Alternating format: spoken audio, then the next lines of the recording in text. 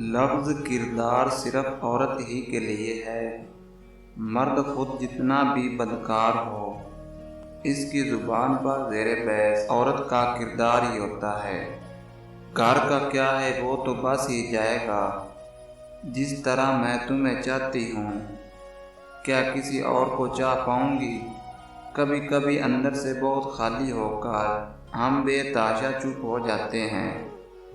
مجھے سکھا دے کوئی لہجوں کا ہنر، مجھ سے متاثر نہیں ہوتے یہ دنیا والے۔ اور پھر عورت سے سچی محبت بس اس کا شوہر ہی کر سکتا ہے، کوئی غیر مرد نہیں۔ وقت کے ساتھ ساتھ کتنے بدل جاتے ہیں نا ہم، نہ دل وہ رہتا ہے، نہ ہی سوچ، نہ ہی موڈ۔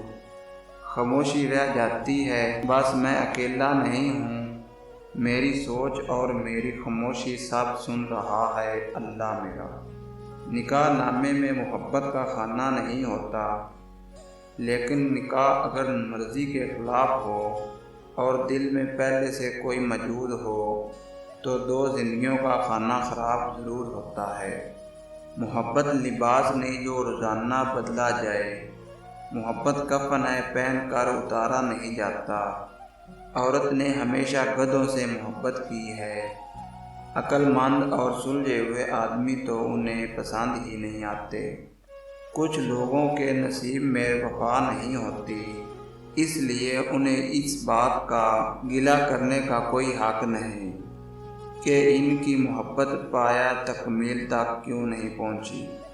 جس مرد سے آپ محبت کرتی ہیں اسے کبھی بھول کر بھی دو چیزوں کی اجازت نہ دینا، ورنہ پوری عمر پچھتانا پڑے گا۔